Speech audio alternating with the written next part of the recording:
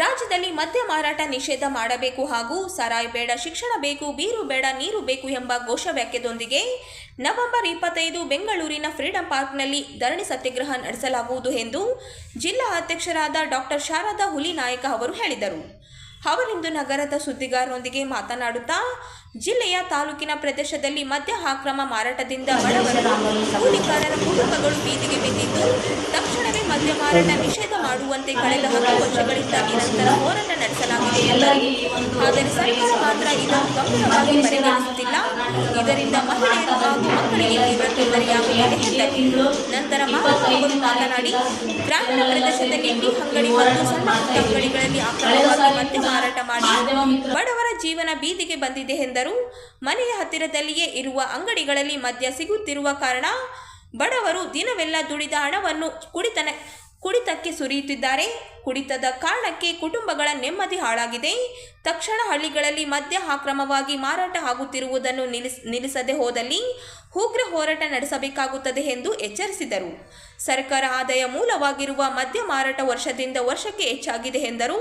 ಮದ್ಯ ಮಾರಾಟ ನಿಷೇಧ ಹೋರಾಟಕ್ಕೆ ಹೆಚ್ಚಿನ ಸಂಖ್ಯೆಯಲ್ಲಿ ಮಹಿಳೆಯರು ಭಾಗವಹಿಸಬೇಕು ಎಂದು ಕರೆ ನೀಡಿದರು. ಮತ್ತು ಮಹಾರಾಷ್ಟ್ರ ರಾಜ್ಯಗಳಲ್ಲಿ ಗ್ರಾಮ ಪಂಚಾಯಿತಿಗಳಿಗೆ ಪರಮಾಧಿಕಾರವನ್ನು ಕೊಟ್ಟರ, ಅದೇ ರೀತಿ ನಮ್ಮ ಕರ್ನಾಟಕದಲ್ಲಿ ಪಂಚಾಯತ್ ರಾಜ್ ಕಾಯ್ದೆಗೆ ಒಂದು ಪರಮಾಧಿಕಾರವನ್ನು ಕೊಡಬೇಕು. ಯಾವುದೇ ಹೊಸ ಬಾರ್ಗಳಿಗೆ ಲೈಸೆನ್ಸ್ ಕೊಡಬೇಕಂತಂದ್ರೆ 20% ಮಹಿಳೆಯರ ಒಂದು ಅನುಮೋದನೆಯನ್ನು ಮಾಡಿ ಗ್ರಾಮ ಸಭೆಗೆ ಮಾನ್ಯತೆಯನ್ನು ಕೊಟ್ಟು ಆ ಒಂದು ಪರಿಗಣಿಸಬೇಕಂತೇಳಿ ನಾವು ಪಂಚಾಯತ್ ರಾಜ್ ಕಾನೂನು ನಡೆಯಲಿದೆ. 2016 ಈ ಒಂದು ಕಾಯ್ದೆ 2015-16ರಲ್ಲಿ ಇತ್ತು. ಆದರೆ ಆ ಒಂದು ಸಮಯದಲ್ಲಿದ್ದಂಥ ಸರ್ಕಾರ ಅದನ್ನು ಬದಲಾವಣೆಯನ್ನು ಮಾಡಿಕೊಂಡೈತೆ. ಅದೇ ರೀತಿ ಈ ಒಂದು ಪರವಾನಗಿ ಇರುವಂಥ ಬಾರ್ಗಳದ್ದು ಒಂದು ಕಡೆ ಆದರೆ, ಅಕ್ರಮವಾಗಿ ಪ್ರತಿಯೊಂದು ಗ್ರಾಮಗಳಲ್ಲಿ ಟೀ ಅಂಗಡಿಗಳಲ್ಲಿರ್ಬೋದು, ಕಿರಾಣಿ ಅಂಗಡಿಗಳಲ್ಲಿರ್ಬೋದು, ಪಾನ್ ಶಾಪ್ಗಳಲ್ಲಿರ್ಬೋದು ಅಕ್ರಮವಾಗಿ ಮದ್ಯ ಮಾರಾಟ ಆಗ್ತಾ ಇದೆ. ಇದಕ್ಕೆ ಕಡಿವಾಣ ಹಾಕ್ಬೇಕಂತೇಳಿ ನಾವು ಈ ಒಂದು ಹೋರಾಟವನ್ನು ಹಮ್ಮಿಕೊಂಡಿದ್ದೇವೆ. ಈ ಒಂದು ಕಡಿವಾಣ ಹಾಕಲಿಕ್ಕೆ ಸರ್ಕಾರ ಹಲವಾರು ಬಾರಿ ಮನವಿಯನ್ನು ಕೊಟ್ಟಿವಿ. ಮನವಿ ಕೊಟ್ಟರೂ ಕೂಡ ಸರ್ಕಾರ ಅದನ್ನು ಪರಿಗಣನೆ ತಗೊಳ್ತಾ ಇಲ್ಲ. ಅದೇ ರೀತಿ ಈ ಸಾರಿ ಕೂಡ ಮದ್ಯದಿಂದ ಚಿಕ್ಕ ಚಿಕ್ಕ ಕುಟುಂಬಗಳು ಬೀದಿಗೆ ಬರ್ತಾ ಇದೆ. ಸಣ್ಣ ಸಣ್ಣ ಮಕ್ಕಳು ಕೂಡ ಈ ಒಂದು ವ್ಯಸನಕ್ಕೆ ದಾಸರಾಗ್ತಾರ. ಈ ಒಂದು ಮಹಿಳೆಯರದು ಪಂಚಾಯಿತಿ ಕಾಯ್ದೆಯಲ್ಲಿ ಮಹಿಳೆಯರದು ಒಂದು ಜಾಗೃತಿ ಸಮಿತಿಗಳನ್ನು ರಚನೆ ಮಾಡಬೇಕು. ನಾವು ಈ ಒಂದು ಬೇಡಿಕೆ ಸರ್ಕಾರಕ್ಕೆ ಕೊಟ್ಟಿವಿ. ಈಗಲೂ ಕೂಡ ಮುಂದಿನ ದಿನದಲ್ಲಿ ಅದರ ಮೇಲೆ ಪರಿಗಣನೆ ಮಾಡಿ ನಾವು ಈ ಒಂದು ಹೋರಾಟವನ್ನು ಪ್ರಾರಂಭ ಮಾಡ್ತಾ ಇದ್ದೇವೆ ಅಂತೇಳಿ ಈ ಮೂಲಕ ತಮ್ಮೆಲ್ಲರಲ್ಲಿ ಕೇಳಿಕೊಳ್ತೇವೆ. ಮಾಡೋದ್ರಿಂದ ಪ್ರತಿಯೊಬ್ಬರ ಜೀವನದಲ್ಲಿಯೂ ದೈಹಿಕ, ಮಾನಸಿಕ ಮತ್ತು ಸಾಮಾಜಿಕ, ಆರ್ಥಿಕ ಸಮಸ್ಯೆಗಳಾಗ್ತಾ ಅಂತ ಎಲ್ಲರಿಗೂ ತಿಳಿದಿದೆ.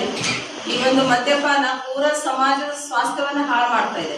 ಆಮೇಲೆ ಇಡೀ ನಮ್ಮ ದೇಶದಲ್ಲಿ ಕರ್ನಾಟಕದಲ್ಲಿ ಹೈಯೆಸ್ಟ್ ಲೆಕ್ಕರ್ ಸೇಲ್ ಆಗುವಂಥ ಒಂದು ರಾಜ್ಯ, ಆಮೇಲೆ ಹೈಯೆಸ್ಟ್ ಇನ್ಕಮ್ ಜನರೇಟ್ ಮಾಡುವಂಥ ರಾಜ್ಯ ಇದಾಗಿದೆ.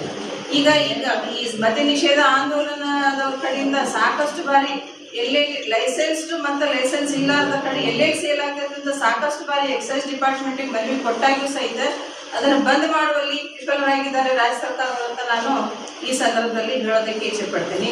ಹಾಗಾಗಿ ನಮ್ಮ ಇವರು ಹೇಳಿದ ಹಾಗೆ ಇದನ್ನ ಮಹಾರಾಷ್ಟ್ರ ರಾಜ್ಯದಲ್ಲಿರುವಂತೆ ಪ್ರತಿ ಗ್ರಾಮ ಪಂಚಾಯತಿ ವ್ಯಾಪ್ತಿಯಲ್ಲಿ ಗ್ರಾಮ ಪಂಚಾಯತಿಗೆ ಮದ್ಯದಂಗಡಿ ತೆರಿಬೇಕು, ತೆರಿಬಾರ್ದು ಅಂತ ಅನ್ನೋದ್ರ ಬಗ್ಗೆ ಅವರಿಗೆ ಒಂದು ಪರಮಾಧಿಕಾರ ಕೊಟ್ಟಲ್ಲಿ ಒಳ್ಳೆಯದು.